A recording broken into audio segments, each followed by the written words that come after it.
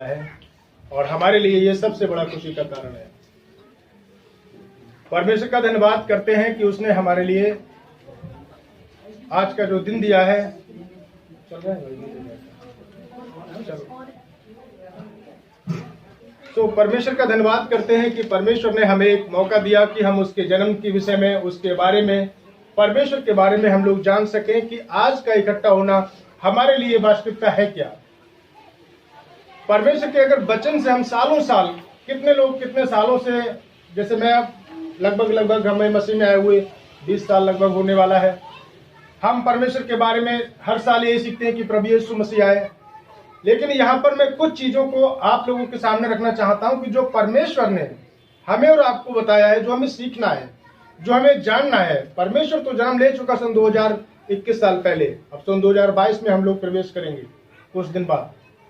लेकिन क्या वास्तविकता है जो मेरे और आपके जीवन में प्रभु ने जन्म लिया है, ये हमारे लिए मुख्य बात है। मेरे साथ एक वचन निकालेंगे और लूका की पुस्तक 1 अध्याय और उसका 38 वचन पढ़ेंगे।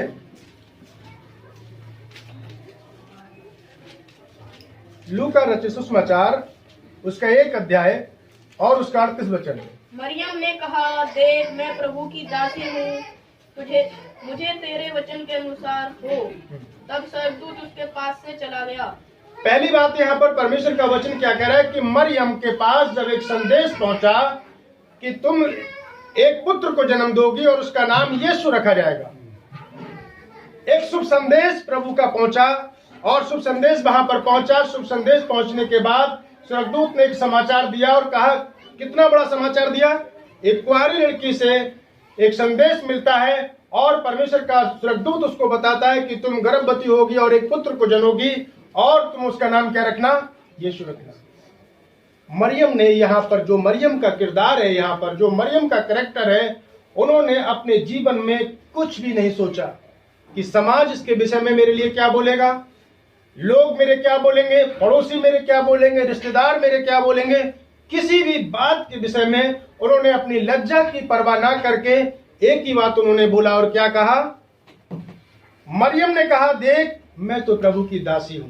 अगर ये वचन मेरे लिए हुआ है, यदि ये वचन परमेश्वर की ओर से मेरे लिए आया है, यदि ये वचन परमेश्वर का है, तो ये निश्चय भला होगा। आमीन।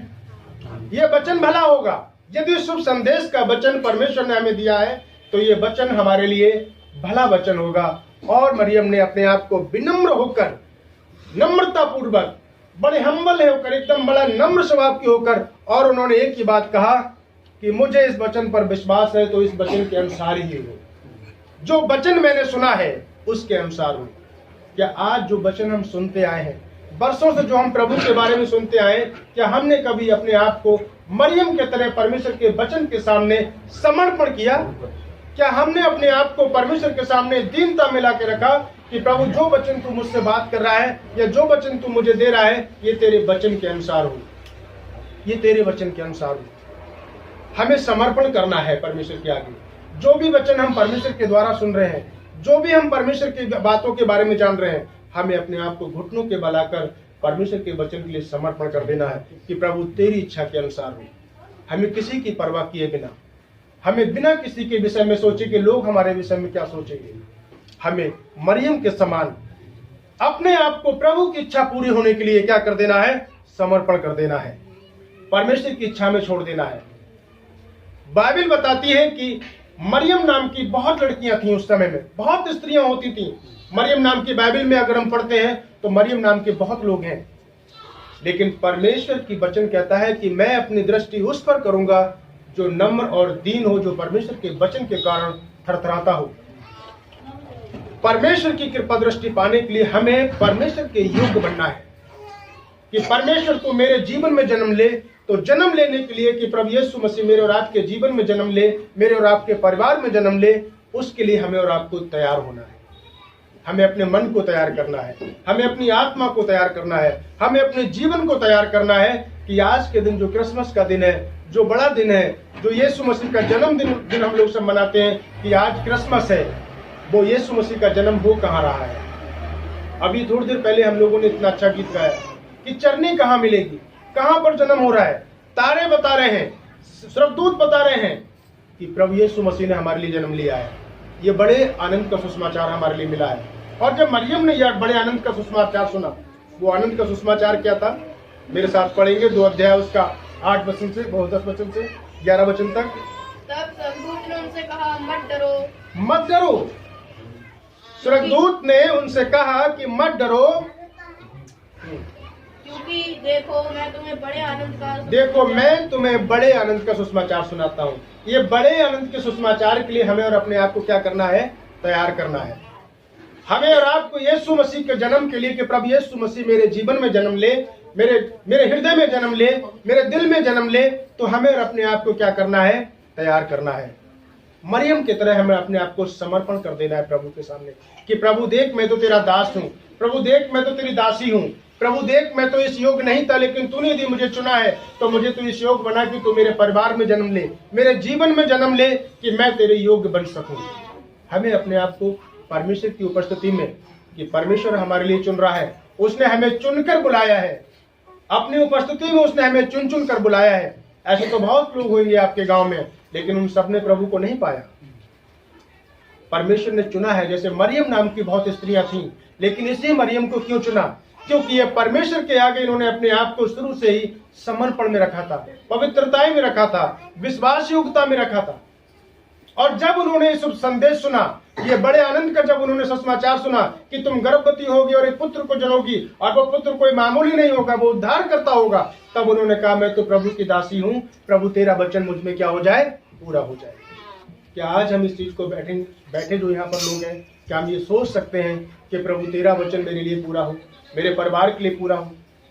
ये मुझे और आपको सोचना है, समर्पण में लेकर आना है परमेश्वर की उपस्थिति में, ताकि हम कह सकें कि देख प्रभु, मैं तो दासी हूं, मुझे तेरे वचन के अनुसार हो, परमेश्वर के वचन के अनुसार हमारे लिए हो।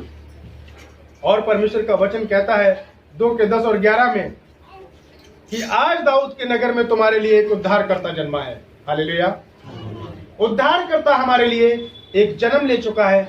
वो क्या मेरे जीवन में जन्म लिया है, या आपके जीवन में वो परमेश्वर ने जन्म लिया है, या हम बस क्यों यूं ही अपने समय को बिताते चले आ रहे हैं?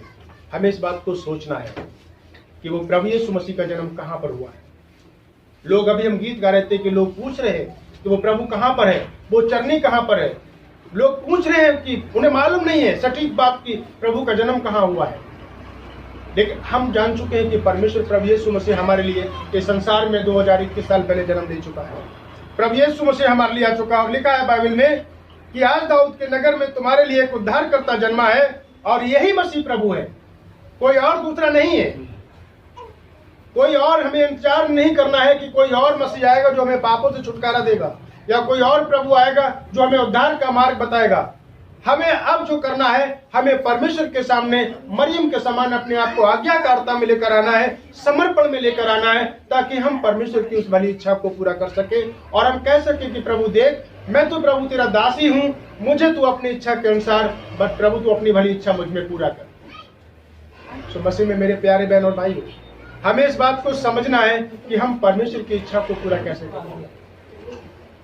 अगर हम इस बात को देखें तो यीशु मसीह के जन्म की बातें पुराने नियम से चली आ रही थी, और कई भविष्यवाणियां परमेश्वर ने पुराने नियम में अपने आने के लिए दी थी। कई बातें उन्होंने यहां पर बताया। लेकिन हमारा समर्पण क्या है? हमें अपना समर्पण परमेश्वर के आगे रखना है। हमें वो उद्देश्य परमेश्वर का पूरा करने के लिए, परमेश्वर की इच्छा को पूरा करने के लिए, हमारे लिए परमेश्वर के सामने मरियम के समान अपने आप को बिल्कुल समर्पण में लाकर खड़ा कर देना कि प्रभु देख, मैं तो तेरा बेटा हूं, यदि तूने मुझे सुसमाचार सुनाया है, ये बड़े आनंद का सुसमाचार यदि तूने मुझे दिया है, तो प्रभु मेरे जीवन में तेरी इच्छा पूरी हो, और तू अपनी इच्छा को पूरा कर, तेरे वचन के अनुसार हो। ये बात हमें परमेश्वर के सामने रखना है कि प्रभु तेरे वचन के अनुसार मेरे लिए हो, जो तूने मेरे लिए बनाया है, जो तूने इच्छा जाहिर की है, तेरे वचन के अनुसार हो। परमेश्वर हमारे लिए बड़े आनंद का सुसमाचार दे चुका है, हमारे लिए एक उद्धारकर्ता पैदा हो चुका है। अब बार बार नहीं कोई हमारे लिए उद्धारकर्ता आएगा, बार बार हमारे लिए कोई पापों की क्षमा करने वाला पैदा नहीं होगा, हर साल कोई नया यीशु मसीह पैदा नहीं होगा। लेकिन हमारे लिए जो प्रभु यीशु मसीह पैदा हो चुका है, अब हमें उसको समर्पण के साथ अपने जीवन में हमें ग्रहण करना है। हमें अपने जीवन में लेना है। एक वचन और पढ़ेंगे, फिर परमेश्वर के दास को हम इस समय देंगे, क्योंकि परमेश्वर का वचन कहता है कि जब मरियम ने जब इस बात को सुना, मैं फिर बार बार इस बात को दोहरा रहा हूं, क्योंकि मरियम नाम के लोग बहुत हो सकते हैं, लेकिन समर्पण का जीवन किसी एक का हो सकता है। जब तक हम परमेश्वर के वचन के अनुसार अपने आप को समर्पण में नहीं लाएंगे, सिद्धता में परमेश्वर के लेकर नहीं आएंगे, तब तक प्रभु की इच्छा हमारे जीवन में पूरी नहीं हो सकती। हम अपना लंबा समय बिता सकते हैं, कष्ट में हमारा समय लंबा बीत सकता है, लेकिन छुटकारे के लिए हमारे लिए एक रात ही काफी है। छुटकारे की वो एक रात ही काफी है। जब गडरी अंधकार में बैठे हुए थे, तब उनके चारों ओर रोशनी चमकी और उन्होंने वहां क्या देखा? उजाला चमका। किन लोगों के लिए? कि जो अंधकार में बैठे हुए थे। हम भी उसी प्रकार से अंधकार की छाया में बैठे हुए थे, तमाम प्रकार के पाप के बंधनों की छाया में बैठे हुए थे, मूर्ति पूजा के बंधनों में बैठे हुए थे, अनजान ईश्वरों की सेवा में बैठे हुए थे। लेकिन जब हमारे लिए दाऊद की नगर में उद्धारकर्ता पैदा हो गया, तब हमारे लिए समर्पण में लेकर आना है और हमें कहना कि प्रभु, अब तेरी भली इच्छा मेरे जीवन में पूरी हो। अब तू अपने वचन के अनुसार मेरे जीवन में जन्म ले और मुझे अपनी इच्छा के अनुसार इस्तेमाल कर। मरियम ने जिस प्रकार से अपने आप को परमेश्वर के सामने समर्पण कर दिया था, और उन्होंने कुछ भी परमेश्वर के लिए नहीं इपन बट नहीं कहा, और जब उन्होंने परमेश्वर की इच्छा पूरी की, तब उन्होंने कुछ और बातें परमेश्वर के सामने आनंद के साथ कहा। जब हम परमेश्वर की इच्छा पूरी करने के लिए अपने आप को समर्पण कर देते हैं, तो हमारा हृदय आनंद से भर जाता है। फिर हमारा मुंह चुपचाप नहीं रहता परमेश्वर की स्तुति की करे बगैर। मेरे साथ निकालेंगे, पढ़ेंगे लूका की पुस्तक 1 अध्याय, उसका 47 और 48 वचन पढ़ेंगे, 47, 48, बल्कि 46 से पढ़ दें। तब मरियम ने कहा, मेरा प्राण प्रभु की बढ़ाई करता है। मेरा प्राण प्रभु की बढ़ाई करता है। क्यों? क्योंकि उसने कहा कि तुम स्त्रियों में धन्य हो। जब हमने अपने आप को समर्पण परमेश्वर के सामने कर दिया, जब मरियम ने अपने आप को परमेश्वर के सामने समर्पण कर दिया, तब स्वर्गदूत कहने लगा कि तू स्त्रियों में धन्य है।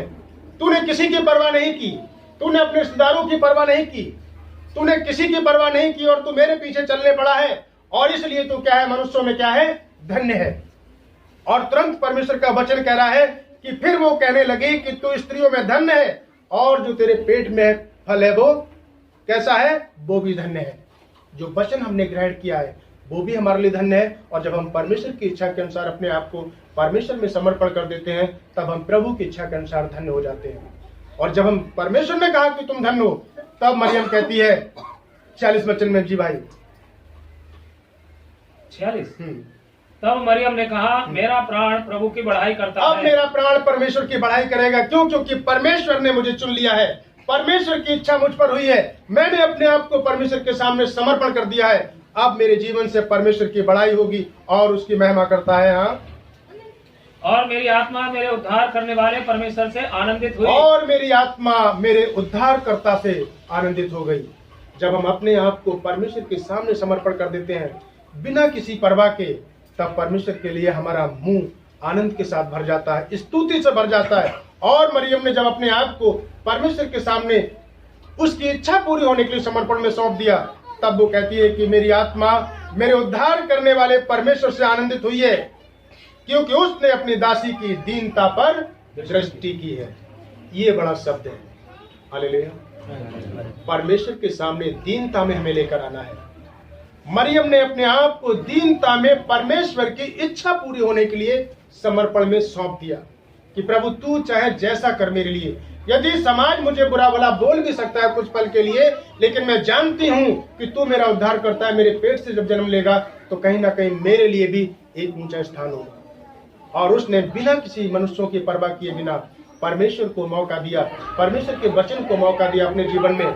और आनंद के साथ उसने कहा कि प्रभु, क्योंकि तूने अपनी दासी की दीनता पर दृष्टि की, इसलिए देखो अब से सब युग के लोग मुझे धन्य कहेंगे।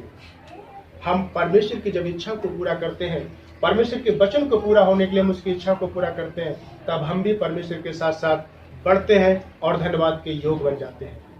मसीह में प्रिय भाई और बहनों, आज का ये क्रिसमस का दिन, परमेश्वर के जन्म दिवस में जो हम लोग खुशी मना रहे हैं, आज का दिन हमें समर्पण में लेकर आना है।